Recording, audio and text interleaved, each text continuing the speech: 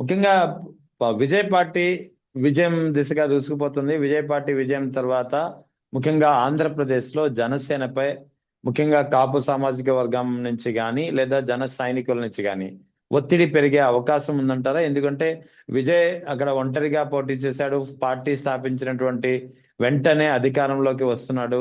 మరి ఇక్కడ మీరెందుకు ఆ ప్రయత్నం చేయలేకపోతున్నారు? మీరెందుకు చంద్రబాబుని పదే పదే సమర్థిస్తున్నారనే ఒక ఒత్తిడి రానున్న రోజుల్లో జన సైనికుల నుంచి కానీ కాపు సామాజిక వర్గం నుంచి కానీ వచ్చే అవకాశాలు ఉన్నాయంటారా?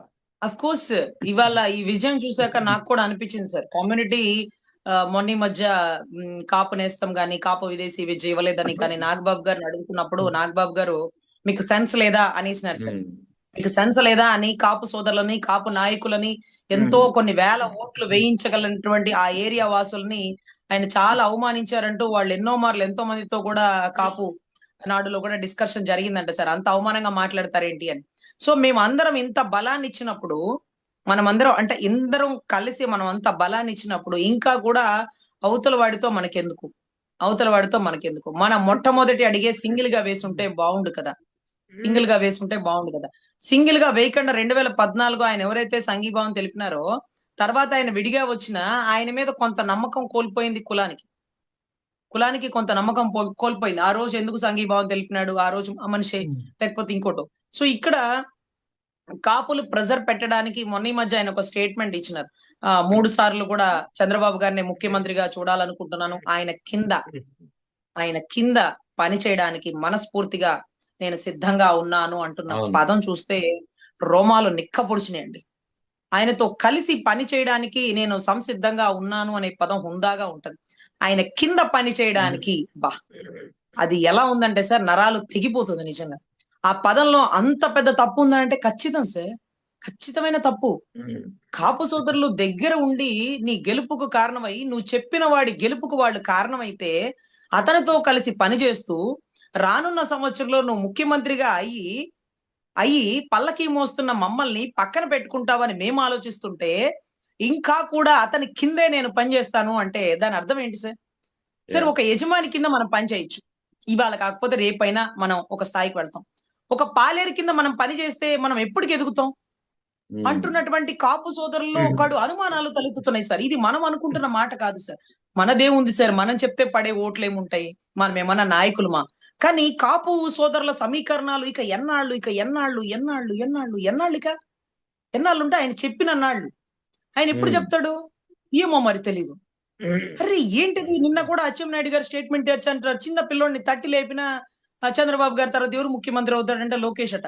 మరి కూటమిలో కూడా ఆయనే లోకేష్ అయితే సెంట్రల్ నుంచి మీకు ఎంత సపోర్ట్ ఇస్తున్న బీజేపీ పరిస్థితి ఏంటి? ఇక్కడ చొక్కా ఆల్చించుకొని వీధుల్లోకి వచ్చిన వీర మహిళల పరిస్థితి ఏంటి? వాళ్ళని మీరు ఎప్పుడు ఒక స్థాయిలో కూర్చోబెడతారు? ఈ రోజు ఒక రబ్బర్ చెప్పులున్నోడు రాజకీయంలోకి రావాలి అన్నది నిరూపించింది విజయ్. తనతో పనిచేసినటువంటి డ్రైవర్ కొడుక్కి టికెట్ ఇచ్చి ఒక స్థాయిలో నిలబెట్టి అతని గెలుపుకు కారణమయ్యి ఇది కదరా రాజకీయం అని ఒక గొప్ప సింబల్ చూపించినాడు సార్. ఇప్పుడు ఈ విజయ్ గారితో కంపేర్ చేసుకుని అతను సినిమా నటుడే, ఇతను సినిమా నటుడే. అతనికి ఇంకా కులగ్రాఫ్ కూడా లేదు పాపం. కానీ ఇక్కడ కులం బలంగా నిలబడి నీ గెలుపుకు మేము కారణం అవుతాం అంటే కూడా ఆయన్ని సీఎం చేస్తాను ఒక ట్రిప్పు, లేకపోతే ఆయన నన్ను అన్నాడు కాబట్టి నేను వ్యతిరేకంగా వస్తానని ఒక ట్రిప్పు.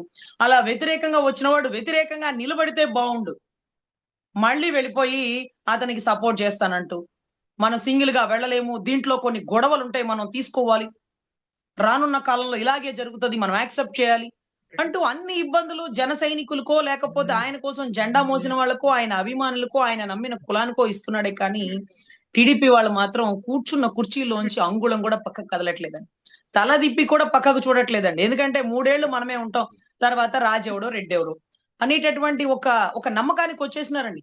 ఆ నమ్మకాన్ని ఇంకా ఆయన బలోపేతం చేస్తున్నారు. మీరు అట్లే ఉండండి, 3 ఏళ్లు మనమే వస్తాం, 3 ట్రిప్పులు మనమే వస్తాం అంటూ, ఎరా లోకేష్ నువ్వు అలా ఎలా చెప్తావు, ఒకసారని 3 ట్రిప్పులు మనమే వస్తామని చెప్పు అంటూ ఒక కొత్త సమీకరణాలు ఇస్తుంటే ఈ విజయ్ గారి గెలుపు కాపు సోదరులకి కనువిప్పు చేసి అరే ఏ గ్రాఫ్ తో గెలిచినాడయ్యా, అంతకు మించిన గ్రాఫ్ నీకుంది కదా, ఆ గ్రాఫ్ తో నువ్వు ఎందుకు సింగిల్ గా రాలేకపోతున్నావు? ఎందుకు కాపు సామాజిక వర్గాన్ని, నిన్ను నమ్ముకున్నటువంటి అన్ని కులాలైనటువంటి నీ జన సైనికుల్ని ఎందుకు నువ్వు పైకి తీసుకురాలేకపోతున్నావు? ఎందుకు పార్టీని బలోపేతం చేయలేకపోతున్నావు? ఎందుకు కమిటీలు వేయలేకపోతున్నావు? ఎందుకు నీ నియోజకవర్గంలో నీ కెపాసిటీలో గెలిచిన 21 ఎమ్మెల్యేలకి ఎందుకు బలం లేకుండా పోతుంది ఆ నియోజకవర్గాల్లో? ఆ నియోజకవర్గాల్లో 21 మంది ఎమ్మెల్యేలు ఎందుకు శాసించలేకపోతున్నారు? అరే గెలిచిన ఎమ్మెల్యే మాట కలెక్టరే వినట్లేదే.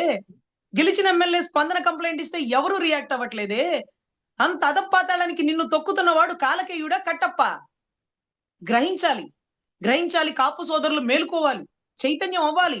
ప్రతి ఒక్కరి గెలుపుకి మనమే కారణం అవుతున్నాం, కానీ మనం ఎప్పుడు గెలిచేది అంటూ ఒక నినాదానికి వెళ్తే బాగుంటుందని సార్.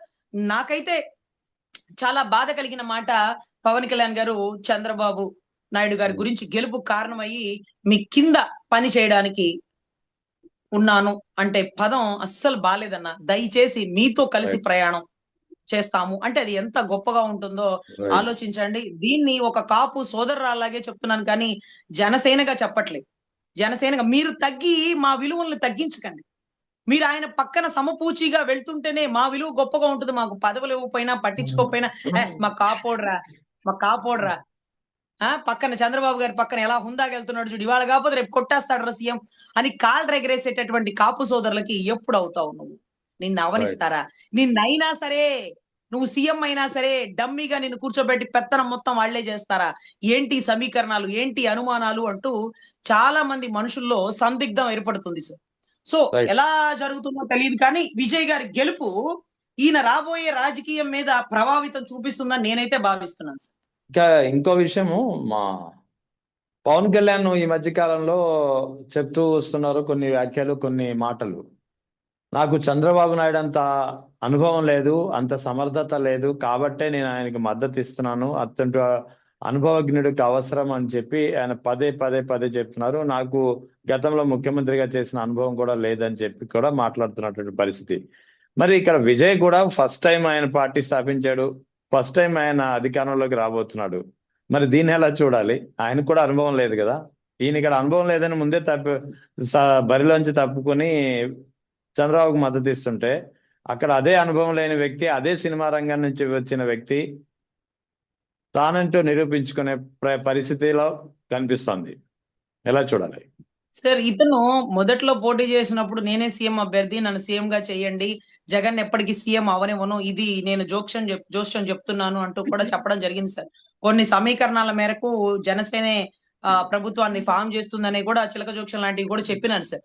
అప్పట్లో ఆయన సీఎం అవ్వాలనే అనుకున్నాడు సార్, సీఎం అవ్వాలనే పోటీ చేసినాడు సార్. కానీ సీఎం అవ్వలేనప్పుడు కూడా ఓడిపోయినప్పుడు కూడా అదే మాదిరిగా నుంచొని మళ్ళీ కూడా సీఎం అవ్వాలనే తపన నాలో ఉంది, నా తపనని నెరవేర్చడానికి ఇవాళ కాకపోతే రేపైనా నా సైన్యం పాటుపడతారని ఉంటే బాగుండు సార్. ఎప్పుడైతే మనం అనుకున్న గోల్ ని కొట్టలేము అంటే, మనం డాక్టర్ అవ్వాలనుకున్నాం అనుకోండి, డాక్టర్ అవ్వలేము అనుకోండి, వెంటనే నర్స్ అయిపోతే, వెంటనే లేకపోతే అదేంటి ఇళ్లలో పురుడు పుణ్యం పోస్తారు చూడండి, ఆ మాదిరిగా అయిపోతే ఏమన్నా అర్థం ఉందా సార్? మనం అనుకున్న గోల్ ఏంటి? డాక్టర్. కష్టమైన నిష్ఠూరమైన మనం డాక్టర్ అవ్వాలి. అందుకే ఐఏఎస్ ఐపీఎస్ కోచింగ్ వాళ్ళకి చెప్తారు, మనకు అనుకున్న లక్ష్యాన్ని నుంచి అంగుళం కూడా అటు ఇటు తొనకూడదు, వెనకూడదు అని. ఈ రోజు ఆయన సీఎం అవ్వాలని అనుకుని పోటీ చేసినాడు, కానీ ఎలా, ఎప్పుడు చేసినాడు? రావడం ఎలా వచ్చాడు? ఈయన ఎంట్రీ ఎలా ఇచ్చాడు? చంద్రబాబు గారి గెలుపుతో ఇచ్చాడు. మళ్ళీ ఏ కారణంతో పక్కకి వెళ్ళిపోయాడు? ఆ కారణం సవిన్యంగా ఉందా? వీళ్ళు కావాలనే విడిపోయారా? మళ్ళీ కావాలనే జైలు సీన్ ద్వారా కలిసినారా? ఈ సీన్ ని పండించింది రామోజీరావు గారా? వీళ్ళిద్దరూ కలిసి ఉన్నారా, విడిపోయినారా? వీళ్ళిద్దరూ ఒకటేనా? వెర్రి బాగులోళ్ళం, కాపుల ఓట్ల మనం ఎటేస్తున్నాం, ఎటు గెలిపిస్తున్నాం, ఆయన వైపేసినా ఈయన గెలుస్తున్నాడు, ఈయన వైపేసినా ఆయన సీఎం అవుతున్నాడు అనేటటువంటి పలు అనుమానాలు కాపు సోదరుల మధ్యలో తలెత్తుతున్నాయి సార్.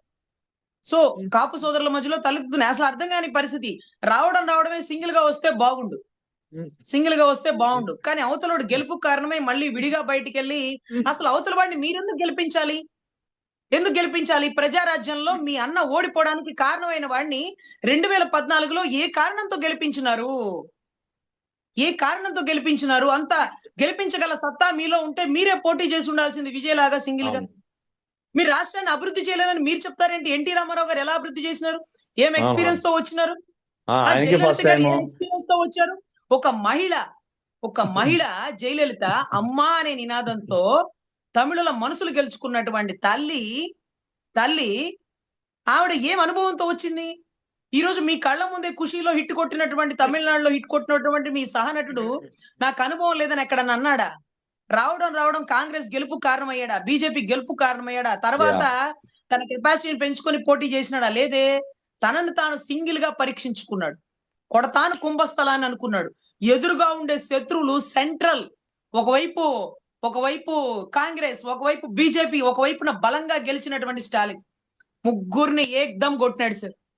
ముగ్గురిని ఏకదం కొట్టినాడు. ఈక్వల్ టు జగన్ ముగ్గురిని ఏకదం కొట్టినాడు. మరి కనిపించట్లా గెలుపు?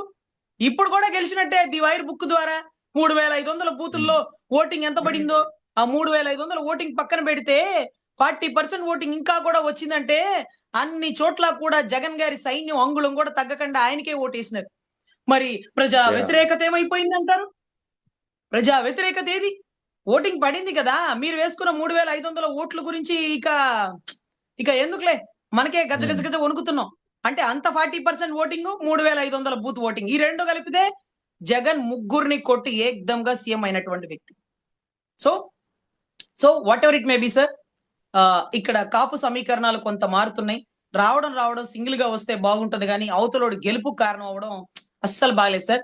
ఎవరు అవతల వాడు అంటే వాళ్ళన్న ఓటమికి కారణమైన వాడు, ప్రజారాజ్యం కుప్పకూలిపోవడానికి కారణమైన వాడు, వాళ్ళన్నని తరిమి కొట్టి కోడిగుడ్లు లేపించి కొట్టించిన వాడు, వాళ్ళన్నని 2015లో ఎయిర్పోర్ట్ లో నిర్బంధించాలనుకున్నవాడు, వాళ్ళన్నని సూటిపోటి మాటలతో పొలిచిన వాడు, దౌర్భాగ్యుడు అన్న వాళ్ళు, వీళ్ళందరినీ కూడా దగ్గరుండి గెలిపించింది వాళ్ళ స్వయాన తమ్ముడు కొణిదెల పవన్ కళ్యాణ్ గారు. కానీ నమస్కారానికి ప్రతి నమస్కారం పెట్టలేదు. నాన్నను అవమానిస్తావా జగన్ అన్నారు. రే, నీ అన్నని వదిన ఇంటికి పిలిచి భోజనం పెట్టినారయ్యా స్వామి, నువ్వు ఎప్పుడన్నా మీ అన్నతో ఫోన్లోనో ఇంటికి వెళ్ళినప్పుడు మాట్లాడుతూ ఉండు, కొన్ని విలువైన విషయాలు చెప్పుంటారు కదా నీకు. అరే అలా మాట్లాడతావేంటి అంటూ మొన్న లెటర్ కూడా రిలీజ్ చేసినారండి చిరంజీవి గారు. నన్ను ఎక్కడ ఆయన తక్కువ చేయలేదు, మాకు ఇవ్వాల్సిన మర్యాదకి మించే ఇచ్చినారు, నన్ను అన్నా అని సంబోధించినారు, ఇవన్నీ కూడా లెటర్ లో రాసినారు కదా. సో ఇవి చూస్తే ఎలా అవుతుంది అంటేనండి, మనం ఏం చేస్తున్నాం మనకు తెలియదు కానీ చంద్రబాబు గారిని సీఎం చేయడం కోసమే పవన్ కళ్యాణ్ గారు పనిచేస్తున్నారు. రానున్న 3 సార్లు కూడా ఆయన అలాగే పనిచేస్తారనే విషయాన్ని అయితే ఆయన క్లియర్ గా చెప్పారు. మనకు అర్థమయ్యే దాంట్లో ఒక్కొక్కరి మైండ్ కి ఒక్కొక్కలా అర్థం అవుతుంది కాబట్టి ఒకరు అలాగా ఒకరు ఇలాగా అర్థం చేసుకుంటారు. కానీ ఆయన విజన్ ఆయన కరెక్ట్ గానే ఉంది, ఈయన వ్యూహం ఆయన కరెక్ట్ గానే ఉంది, మనకే సరిగ్గా అవగాహన ఉండట్లా. సో మనల్ని ఇంకెవరు మార్చలేరు సార్.